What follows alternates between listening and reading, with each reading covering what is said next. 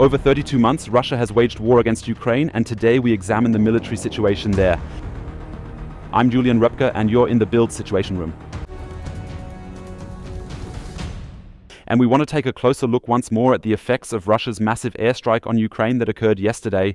We recall that altogether a total of 210 missiles, which included 90 cruise missiles and an additional 110 kamikaze drones, were launched against Ukraine. And it appears that primarily energy facilities were the main targets of these attacks. We have obtained some images from the western Ukrainian city of Rivne, which vividly show a substation being struck and damaged. And not just from one cruise missile, but from a whole range of cruise missiles.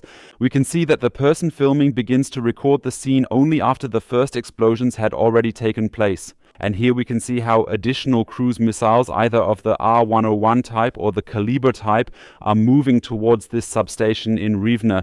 And we keep seeing new attacks. That means Ukraine itself says it was able to intercept about 2/3 of the cruise missiles yesterday with its own air defense. In Rivne, that clearly wasn't the case. Here we can now see how, actually one after the other, within merely a few seconds, the Russian cruise missiles repeatedly and continuously hit this convoluted network.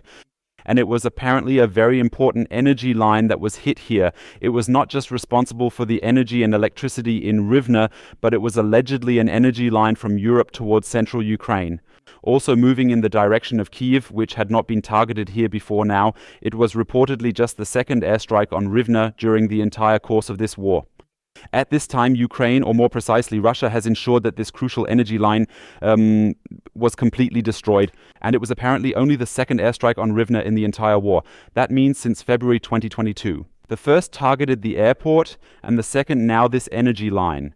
And the Ukrainian government also had to, due to these massive attacks, adjust the energy, ration electricity across the whole country. So now there are relatively clear instructions on which city gets power at what time and when it doesn't. In total, more than 6 power plants and substations were attacked yesterday. Here we see Rivne once again, one of the targets, but also elsewhere in the south, the east, the north of the country, there were massive attacks everywhere, including on dams, which are also used for energy production. In that sense, it was a dark day for Ukraine, which claims to have repelled a large portion of the airstrikes. It seems that they were considerably fewer in number than what was truly needed to effectively repel and counter such a large and extensive attack. We are observing a video that Ukraine published just yesterday, and in this video we can see a woman who is a soldier in the Ukrainian army. And this female soldier is using an SA-18 Igla, which is a shoulder-launched anti-aircraft missile system. Here we can see it. So it is allegedly currently aiming at either a cruise missile or possibly a drone. And we indeed see how it successfully hits that drone in the sky. There's a lot of enthusiasm and great excitement here. The woman kneels down, she prays. She is pleased that she was able to help her country a bit, that she was at least able to secure electricity for some people here, or at least for some people could ensure their energy supply. Here we can see a very symbolic photograph of someone who has willingly agreed to help Ukraine in its struggle against the Russian invasion. And ultimately there's also a photo of this woman, how she stands with her vital tool of work, the SA-18 Igla missile system, and how she earnestly attempts to do something positive for her country by steadfastly defending it against Russia's aggressive actions. All in all, however, it was indeed a very dark day for Ukraine yesterday because a large portion of the missiles did hit, even where they apparently were supposed to. That's the reason why, as we just observed, the electricity had to be rationed as well. We continue looking at the battlefield. We move on to the western part of Russia in the Kursk region. Since yesterday, there has been information suggesting that President Biden has supposedly given permission for Ukraine. They are allowed to use attack missiles or cruise missiles specifically against Kursk, only in that particular area, because that is precisely where North Korean troops are reportedly being deployed. In other words, it's not really a significant permission to launch an attack on Russia now, but it's rather focused on defending against Russian forces in Kursk, where Ukraine has been actively conducting an operation since August, who absolutely want to reclaim their country with the help of North Korean troops, supposedly planning to involve up to 12,000 of them. Until then, however, we see that Ukraine is relying on other weapons in Kursk. Here we can see a Javelin anti-tank missile, which is being expertly utilized by a Ukrainian soldier to effectively target and hit a Russian tank. All in all, the Russians continue to suffer massive losses. We can see further tanks here exploding, where in this case a crew member manages to escape to safety at the last moment. Someone else is standing here looking at the sky to spot where the next kamikaze drones are coming from. This whole situation continues to cause a very difficult situation in Kursk, and we're seeing further attacks here as well, not just with Javel. And we see here that it leads to significant losses of material and people on the Russian side. Nevertheless, Russia is determined to reclaim Kursk, investing heavily here because they want to by the 20th January, so until president. Trump is in power again, because by then you would want to have established facts. If negotiations happen, Kursk should not be included in any of the discussions. That's why it's crucial for Russia to advance in this area. However, up to now, it hasn't managed to successfully reclaim much of it. When we examine the territory that remained under Ukrainian control as of August 15th, we find that currently it still amounts to approximately 60% of the areas that Ukraine was holding back then. We observe substantial Russian offensive movements, primarily advancing from the western areas and from the northern direction into this specific area here. But in Sucha, the sole city held by Ukraine there, no fights have occurred yet. That means Russia hasn't even come close. So far, what we've seen in terms of Russian attack efforts, even with very, very many soldiers and armored vehicles, even deploying modern infantry fighting vehicles, didn't help much for the Russian side. Before we head to the Donbass, let's take a look at some peculiar scenes from the north of the country, from the Chernihiv region. We are currently observing Russian soldiers vigilantly and carefully raising a flag onto a bridge with a notable degree of ceremony. And this particular bridge is quite fascinating. It was already demolished by Ukraine back in April 2023 because it serves as a critical link between Russia and Ukraine. However, already about 4 or 5 kilometers within the country. The border river up there runs a bit strangely. This means we have a small area here with 3 villages, which is north of the border river and therefore on the Russian side. We're now looking at this border river that kind of goes a bit into Ukraine here, and that allows Russia to occupy these 3 villages here in Chernihiv. But that's not new, as the Russians are settled there. The river, as noted, is to the south. They're not making any progress there. They've only celebrated the entire situation again in a sort of PR move by advancing southward of these 3 villages all the way to the river. Even if advancing to Chernihiv or pushing through is not possible for them, it was still absolutely vital to celebrate the situation with a flag and proudly show. In Chernihiv up in the north, we still hold a small piece of land, which you Ukrainians couldn't drive us out of. Ukraine certainly didn't want to just accept that, and as a result, the army has now deployed drones specifically targeting this bunker here, which is strategically located on the northern side of the river. The one hit here, an alleged Russian hideout, but mainly the 2 flags we just saw, they were the primary targets. Here we see this is the same river we just saw with the destroyed bridge. We see clearly again, no Russian tanks are crossing. And it was highly important for Ukraine to target and remove the 2 flags that were raised here consecutively to clearly convey the message that no Russian flags should be hoisted at any place within Ukraine. Let's quickly draw it in. Here is the Russian flag that was mounted on the bridge that was destroyed. And in the end, we also see the second one by this small bunker. It's now lying here on the ground as well. So it was very important to the Ukrainians that this PR campaign, we see that this PR campaign of the Russian army claiming our invasion also continues in the north of the country. We are still far from satisfied that this PR stunt ultimately ends with the destruction of at least one of the 2 flags hoisted there. We continue to the east, move further into the Donetsk region, and there are extremely heavy battles around Kurakhove, where the Russian army unfortunately continues to advance. In the last 24 hours, it's likely that 2 towns have fallen under Russian control, indicating the steady advance of their forces. Yes, Benz, let's take a look at Dalnya's situation. In Dalnya, we have an interesting case with the 33rd Brigade of the Ukrainian Army using a Leopard 2A4, which is German-produced. Tank equipment to hold back the Russians there, or at least to decimate them. And here we have new footage that shows us the Russians on one side, which we've just seen. It's a bit hard to see here, but this is the Leopard 2A4. That is now approaching the Russians and driving in their direction. And this tank, probably this single tank, has destroyed at least 9 Russian tanks and infantry fighting vehicles in the last few days. Some even claim it's as many as 12.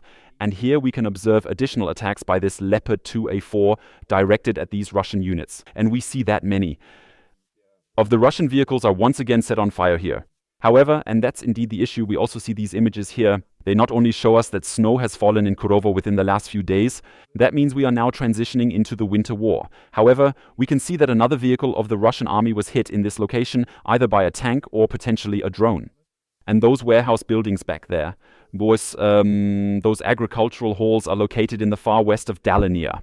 Russia has completely taken control of Dalinia. The Ukrainians did have a Leopard 2A4 tanks to defend it, but still far too few men. And Russia has managed with a total of at least 15 armored vehicles and the infantrymen with them to completely take control of Dalna, which we can also take a look at on the map.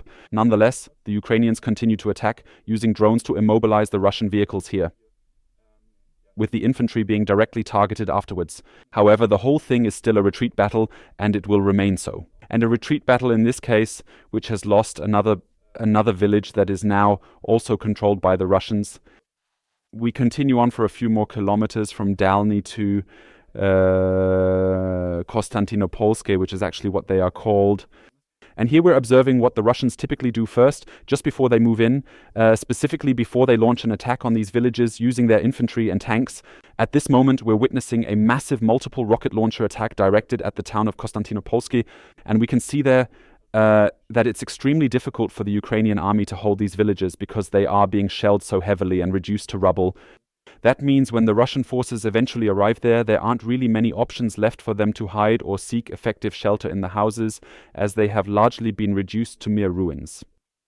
Also, it's important to mention that these are different images from various regions. We have regions remembering places like Novohorivka or Selidovody, relatively large cities that the Russians captured almost untouched. Here it's the opposite. We have locations where the Ukrainian army is fiercely defending, trying to hold out until the last moment before retreating, and these locations are consequently subjected to bombardment by the Russian army. We're taking a look at the situation in Kurakhove, and I just mentioned that 2 more locations have fallen under Russian control in the last 24 hours. We just saw the one, that's Dalnya, it's right here. We can also see now that our map provider, Deep State Map, has not only shifted the organic area further westward, where there's still fighting, but also that the center of the place is now marked in red. This signifies that we have yet another area now under Russian control. There is also another place which cannot be seen here that is called Novo Ilinka, and Novo Ilinka is situated right beside a dam, where you can also drive over. It was destroyed by the Russians. Nevertheless, a dam that goes across this reservoir, at the reservoir of Kurakhove, and I personally spent an entire night there in the month of September. In that sense, the footage that the Russians released yesterday was quite familiar to me because I actually knew this small place personally and was also aware that it's only approximately 1,500 meters from there to Kurakhove. And this is, of course, an extremely dangerous situation for Ukraine because they now have Russian troops directly from Kurakhove in the east, south, and north, and in the north, they're even so close that you only have to cross a few meters, yes, of water or debris from this dam that was destroyed in order to attack from the north of Kurachowa. And that is a very dangerous situation. What we also saw earlier were the images from Konstantinopolske. Here we have the situation that this area is not marked in orange. This means there are no battles yet, and that's why the Russians can use their long-range weapons there. Those very same Grad rockets we just observed to completely reduce this place to rubble before then, with his own soldiers going directly in there. If you look at the whole picture, we obviously have a major problem for the Ukrainian army here. Kurachow is now under pressure from 3 sides, and here it's always important to mention there are another 5 or even 6 localities along this road that aren't even marked here. All of those are still under Ukrainian control. And when we take a closer look at the fact that it's now approximately only 8 kilometers between Dalin, and in this particular region here, it becomes extremely challenging for the Ukrainian army to withdraw in time or risk being completely encircled. The soldiers definitely don't want that. We head further south of the country and see how the Ukrainian army has attacked a large constellation of Russian troops there, and with very dire and fatal consequences for the Russian invaders, as we can see here. It appears that approximately 40 to 50 soldiers have dismounted and are positioned next to a road, having moved away from their vehicles. I think the soldiers are quite clear due to their signature, specifically the thermal signature. These images are based on thermal imaging technology. Additionally, we can clearly see 3 trucks here, all of which belong to the Ural and Kamaz type. This suggests quite clearly that it is indeed a group of soldiers rather than civilians possibly having a picnic or anything like that. These are indeed soldiers who are actively training in Zaporizhia, in the currently occupied region of Zaporizhia, apparently preparing themselves for an upcoming exercise. However, their substantial problem at the moment is that the Ukrainians have spotted them, and right after they disembarked from their 3 trucks, they are now being targeted by a strike from the powerful Himars rockets of Ukraine. We need to pixelate the entire footage because you can visibly see quite a large number of soldiers falling over immediately after the impacts occur. This likely indicates that they have been injured in the process. most likely dies here as well. And from this point forward, the scenes become really incredibly tough and harsh for the Russian side, because we're observing that they continue to keep firing and that more hits are occurring here. Because the Ukrainians see that they have achieved certain successes, but now they need to kill the entire group of about 40 or 50 men there so that none of them can go back to war again. Not just as a drill, but directly on the front lines to fight against the Ukrainians. And after we've just observed how explosive devices hit this area, which only detonate upon impact with the ground, we're about to witness even more. Everything's pixelated, of course, that another rocket is fired at it. And this rocket is especially unique because it does indeed actually contain cluster munitions. That means we'll initially see one solitary bright spot or a glowing object that gracefully falls to the ground. Even the drone briefly focuses on it. We'll wait just a moment until it's time. And this object is the cluster munition container, the first thing to fall down. Now we're seeing it once more right here. This crash, everything has indeed fallen down here. I can quickly draw it out and then we'll demonstrate it again. That means initially we have one lone container that falls down. The Russians, as you can see from the bright points around there, already know what's coming next, namely that this container is initially empty and that the ammunition that was inside will rain down on them a few seconds later. That means let's rewind that very briefly and take a closer look at everything. We now observe how it truly escalates into a disaster for the Russian forces, who at this moment are attempting to evacuate their wounded comrades with approximately 5 vehicles. Now here's one, and we can really clearly see it. The entire area, as shown here once more, is intensely and severely rocked by countless powerful and significant explosions. These are the cluster munitions which were deployed in order to directly and effectively attack the vehicles that have now arrived on the scene here, numbering 1, 2, 3, 4, 5 of them, who was supposed to evacuate the wounded. The whole thing, pretty intense footage, but it shows that both sides, even when the enemy is starting to medically evacuate their wounded, do not cease their attacks on the respective group with the intent to maximize the losses and casualties for each respective opponent involved. Finally, we'll take a look at a development of a development, because we have new footage of the so-called Sivalga multiple rocket launcher. This is a multiple rocket launcher that the Ukrainians ingeniously constructed. By adapting a rocket launcher which is typically used by helicopters for launching unguided rockets and integrating it into a compact vehicle, a military vehicle indeed, a Humvee, or in this case it's just an off-road vehicle, and we see, however, that the Ukrainians have developed it further. And now it appears to be thermobaric warheads that are being deployed by these VM-8 rockets being launched in this situation. That means we can see it quite well here now, the entire preparation. So it's done here on the computer, of course. Now we can observe the rockets being launched.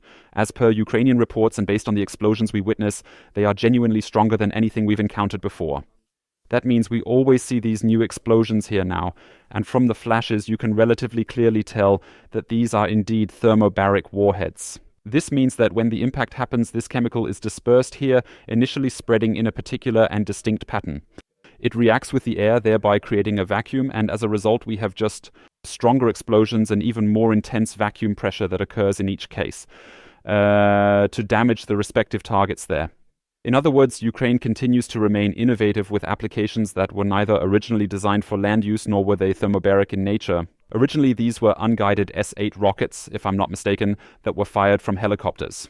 Nevertheless, she undoubtedly still requires the continued support of the Western countries, particularly by being supplied with long-range weapons to effectively deter Russia from advancing further into the eastern regions of the country.